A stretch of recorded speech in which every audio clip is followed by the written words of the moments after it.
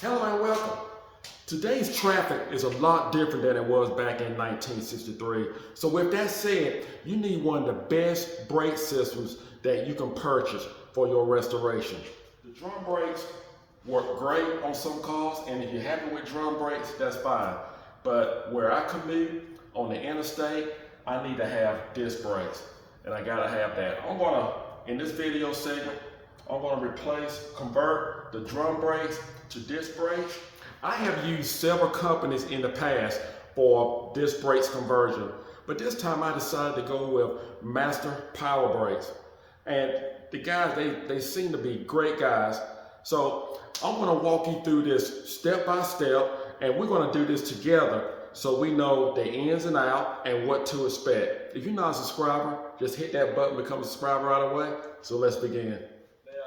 I am working on a 63 Ford Fairlane. Now these are the parts that you will receive. You have two rotors with the cups already mounted for your bearings, for your outer and your inner bearing. You have two brackets for your brake calipers. And we have the bearings. And they have everything labeled. Use this kit to help us bleed our master cylinder. The calipers, both calipers, left, right, brake pads. They also have the combination valve kit. And last but least, your master cylinder with the booster. We will follow these instructions step by step, that's for sure. But the first thing we're gonna do, we're gonna remove this drum brake. Before we get started, let's go over some safety features. Make sure you have the proper jack stands underneath your vehicle. 2 tons is required. I have 6 tons here. You can never be too safe. When you lift your front of your vehicle off the ground, make sure you have a chuck block on the front and the back of your rear wheel. And you also want to use safety glasses and disposable gloves, because you do not want brake fluid to actually settle on your hands. We're going to start out with a screwdriver and a hammer, and we're just going to tap off the cap. Pull your cap out. We're going to have a cotter pin right in here.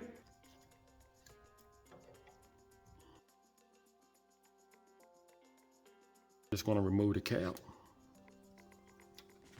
Now we have a lock nut right here.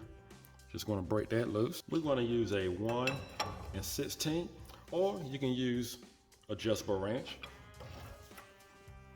It's not going to be on tight. We're going to take the hammer and we're actually going to tap on the edge of the drum. And most likely your outer bearing and your washer is going to come out. I am showing this procedure here for anyone who just wants to replace their brake shoe. You're going to need this brake adjuster tool right here. There's an adjuster right here. Just stick your tool right in there. Just remove the inner bearing, the seal. Next, we're going to get a 9/16 and we're going to remove 4 nuts.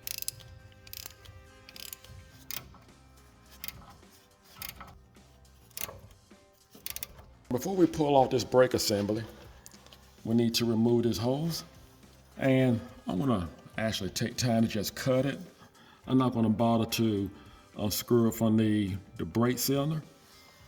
And I want to point out one thing about this hose. If you have drum brakes and you have problems with your drum brakes locking up every now and then, occasionally, replace this hose. Chances are it's going to be this hose here. Over a period of time, these hoses will collapse in the inside and cause your drum brakes to occasionally lock up.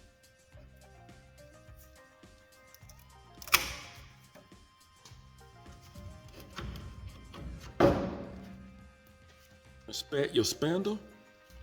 Just take time to clean it up.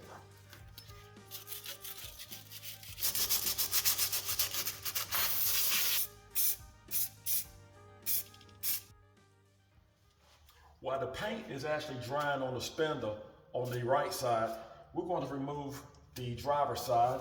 And I'm not going to go into details like I did on the passenger side. I just basically wanted to show you what all is involved in case you actually wanted to remove your drum and change your brake shoes. But on here, we're just going to remove the drum. We're going to remove the outer bearing, and we're going to remove the 4 nuts, cut the line, pull the whole drum off.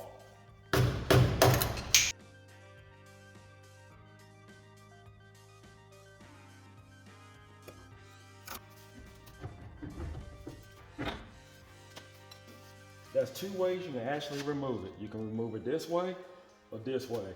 I prefer this way. Examine the driver's side spindle. Make sure it's okay. Now we have both spindles dressed up. I believe we're ready to move to the next step. So what we have here is the bracket that actually holds on the caliper, the brake caliper. And it's going to take 4 3/8 bolts, 3 the same size, and 1 longer. We are on the driver's side, and the 3 regular bolts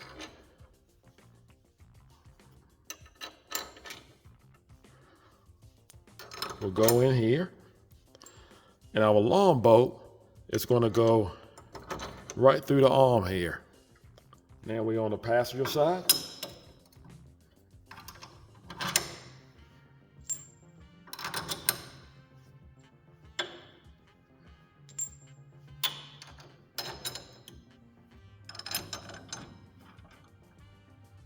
What I'm going to do now is just snug down the bolts.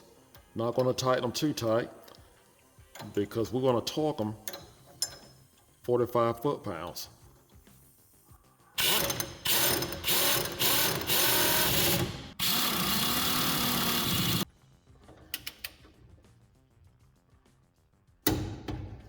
Then we're on the passenger side. Well, I must say, we're moving right along. Now, the next thing we're going to do, we're going to put in the rotors. But before we do that, Master Power Brake want us to actually wash the rotors with soap and water before we actually install the bearings and the seals.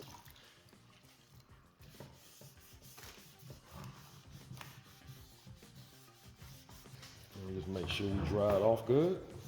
Make sure all the bearings are lubricated.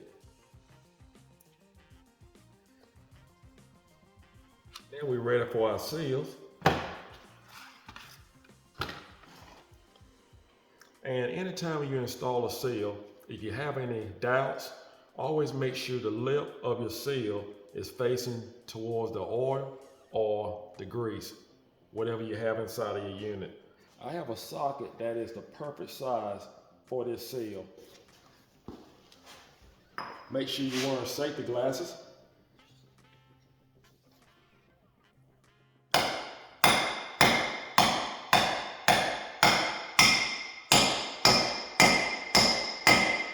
Okay, so when you hear metal to metal, that's when you know your seal is actually flush. Now it's time for us to grease our outer bearing. Then you just want to pack them full of grease as much as possible. We have a new lock nut, locker, cotter pin, cap.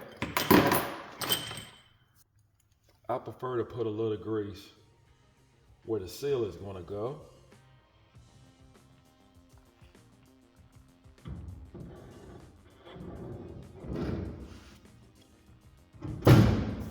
There we go.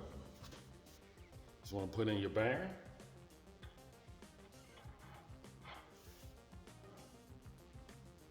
Next, you want to place on your washer.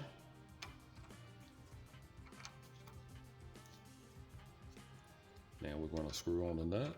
Now what we're going to do, we're going to torque down this nut, and we're going to torque it down. You're supposed to torque it down between 5 and 10 foot-pounds.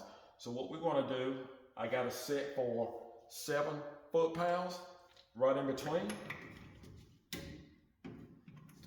And then I'm going to loosen it up. I'm going to repeat the process several times. Just rotate it. Just make sure that it's seated in on the spindle. Back off. retort.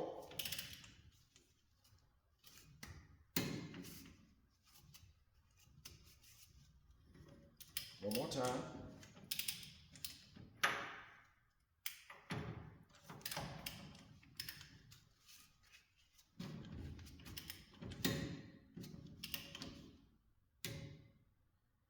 Okay, so once you reach, you torque between 5 or 10 foot-pounds, and what you need to do, you need to turn it an extra 1/16 of a turn.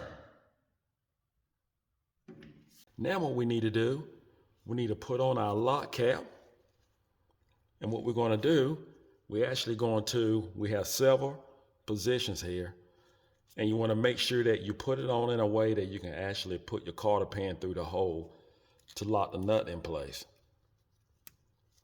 And you may have to play with it several times. I believe we got it.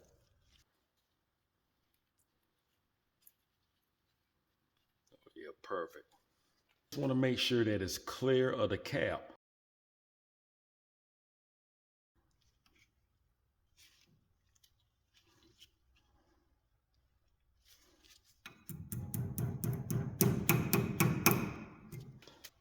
Now it's time to put our cap on.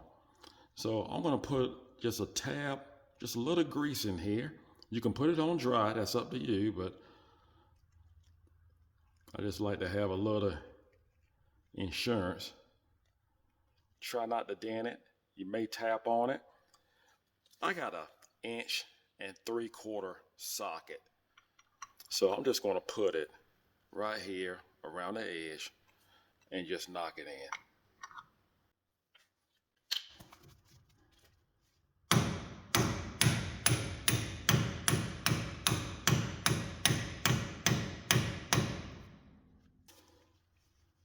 All right, we'll go to the other side and do the same.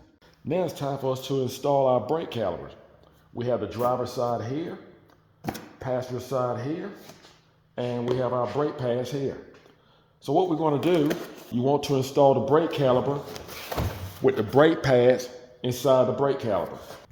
And to be perfectly honest with you, I did not see anything in the instructions as far as placing in the brake pads on the calipers. Not to say that it's not there, and I could have overlooked it. So what I'm going to do is just pull off these locks.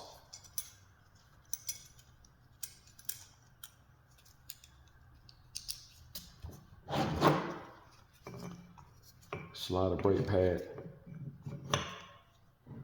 like so.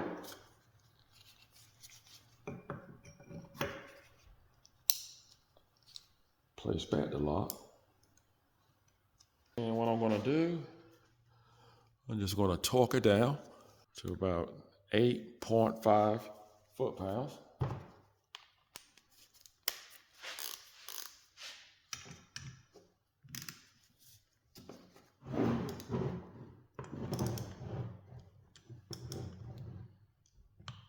Once you are completed, this is what you want. You want to make sure your pads are actually resting on the rail of the caliper on both sides, and then just torque down your bolts and you should be good to go. These are the bolts that we actually going to use to tighten down our brake caliper to our bracket. When you install your brake caliper, you want to make sure your bladed screw is going to be on the outside.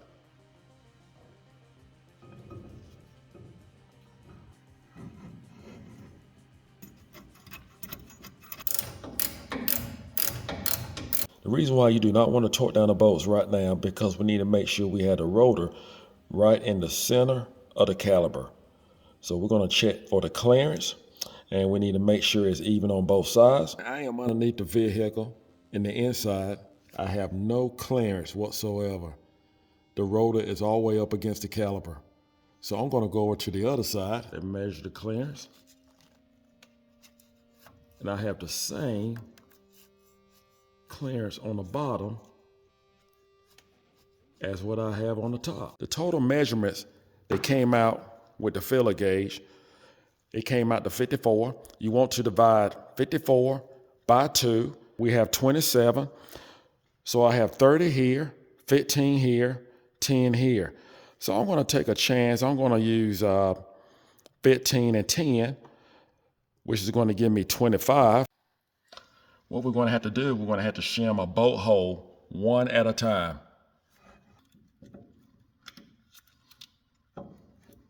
Tighten down our bolt. Now let's see what we have. At least the rotor isn't locked up anymore. We need to remeasure and see what we have. Well, after playing with it, I had to go with the 30.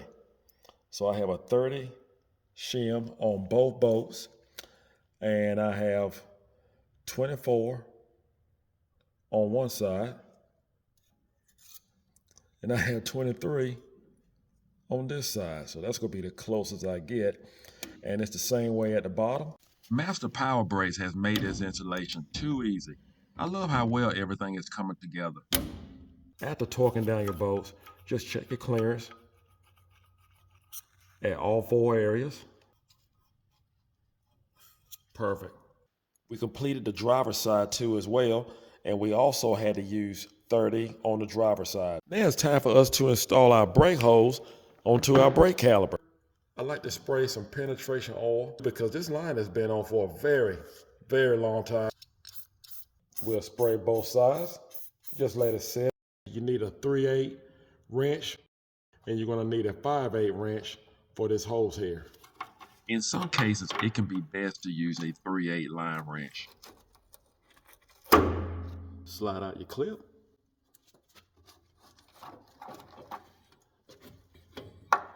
Now we're ready for our new hoses. Master Power Brakes did not leave anything out. You can use either hose. It doesn't matter which one, they're both the same. Make sure whatever you do, make sure you have a washer in between your hose and your brake caliper. That is very important, because if not, it would definitely leak. We're going to use a 5/8 on the brake hose. Bring the other end of the hose through the bracket. Lock it in place. Will be a little tight. You need to use your 5/8 on the back end of the hose to hold it in place. Just to hold it down. Tighten up on the line. The passenger side actually twisted apart on me. Don't be alarmed if your brake line break off on your brake hose. It's just a given. It's been on there for a long time. You have several choices. I would not try to repair it here, considering the age of the line. What I would do, if you just want to do a short area, I would just cut it right here. I would just add a bubble flare to the old line and a new line if you just want a short piece. In my case, I'm going to replace this whole entire line. This is the line that I'm going to use, and it will not be on this video. Make sure you see the next video, and I'm going to show you exactly how to reroute, how to make a brake line, and to actually not have to worry about an old line breaking on you. You can get this from your local auto parts store, and they have different size lines. So this is the longest one you can actually get. This went very well. After I replaced the brake line, only thing I had to do is just bleed the system. And make sure you use dot 3 or dot 4. Do not use dot 5. If you use dot 5, you will bore the warranty. If we went this far with front disc brakes, you might as well go all the way. On next week's episode, we're going to be installing the master cylinder along with the brake booster and the combination valve. So make sure you stay tuned in for that. I hope this video was helpful, and I hope it inspired you to actually upgrade your vehicle and you see how to do it step by step. Take care and God bless.